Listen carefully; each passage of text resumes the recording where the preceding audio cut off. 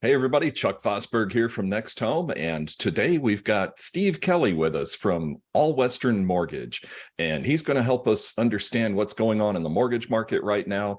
There's been a lot of information in the news, and some of it's true, but most of it really isn't.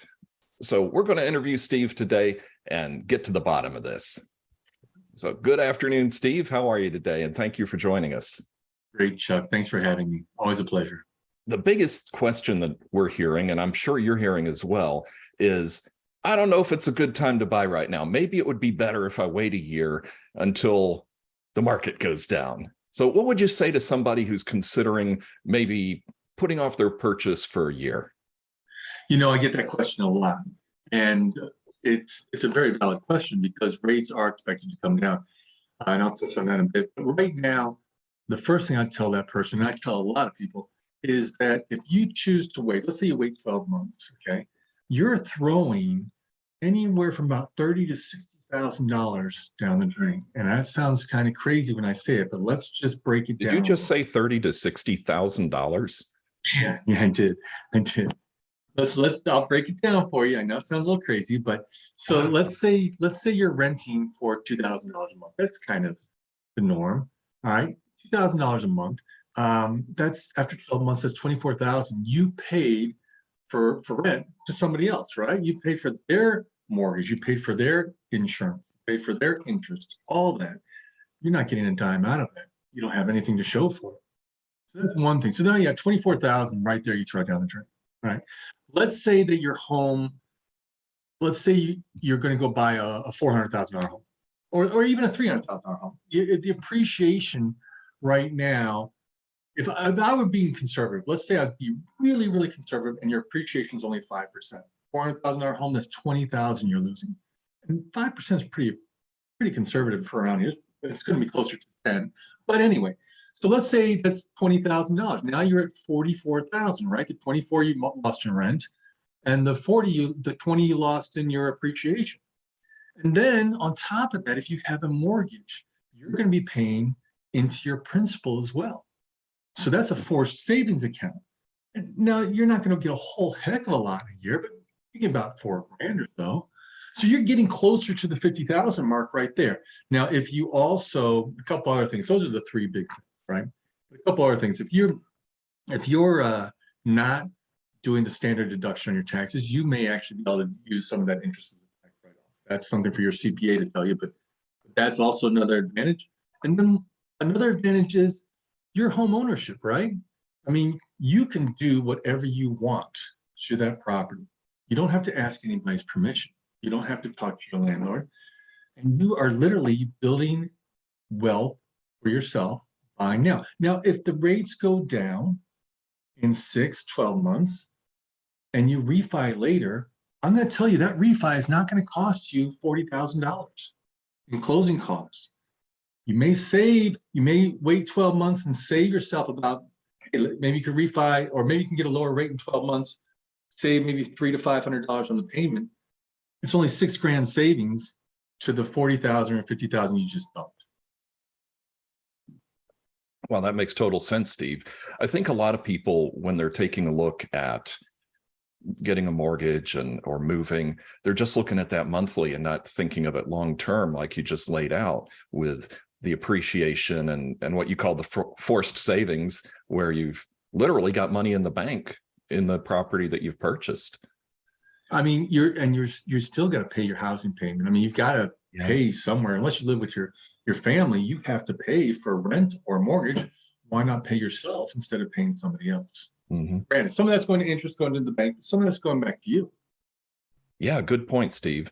And another thing that I think a lot of people don't think of is that if you stay renting, that's going to continue going up at who knows how much every year. This last year, it went up 24% here in the Tampa Bay area. Now, of course, it's not going to continue going up 24%, but who knows how much it goes up every year. But yet with a mortgage, it stays the same. And at least you know what you're dealing with and you can budget for it. And assumably that amount of money gets easier and easier to obtain every month because your income goes up.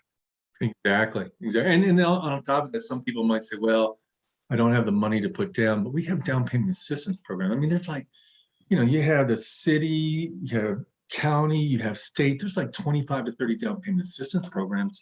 You can get up to like $60,000 in some of these programs, and we had them. Really? $60,000 in Yeah. assistance. Is that not only can you save 60,000 or so by buying now instead of waiting, you can also get another 60,000 down payment assistance if you qualify, Wow, that's just crazy. And of course there's qualifications that have to be met for this. Of course. But you're seeing that a lot, aren't you? I am. We do a lot of that.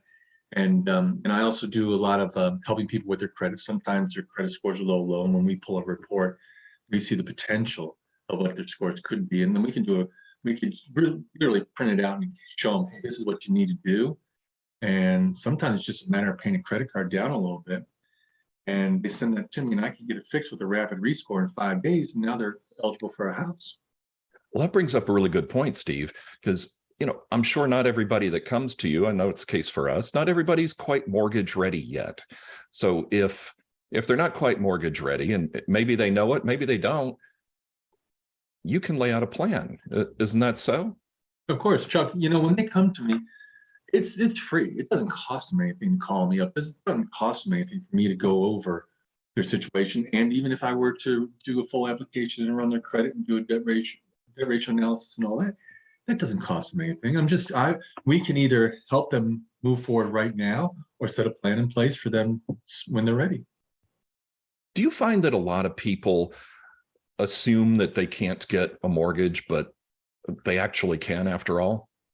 Yeah, I've found a lot of it. People say, well, somebody told me to call you, but I don't see. And then I pull their credit. Sometimes it's not even that bad, and sometimes it's just, I had a customer literally last week, she had a 525 credit score. Now that's lower than what we can do stuff with. But when I pulled up her potential score, she could get 90 points out of each of those. And so and it only cost her like $700 something to pay down. There were 3 different little credit cards. She had to get down back under 30%.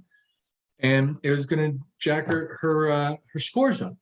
I do a rapid rescore. I should be able to do that I should get her paperwork back this week, do a rapid rescore next week, and then she can go out and find a house.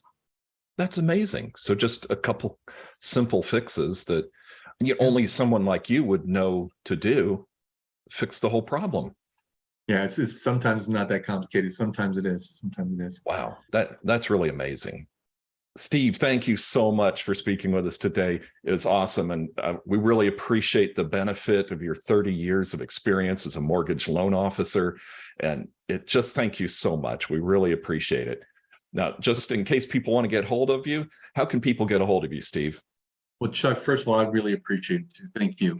And the best way to reach me is on my cell. I mean, I know there's a lot of different ways. Best way is on my cell, 727-415-1842. You can text me, call me, evenings, weekends. In fact, I do a lot on evenings, weekends, because that's when people aren't working. That's when they're best time. So 727-415-1842. You can email me. A lot of people like to email.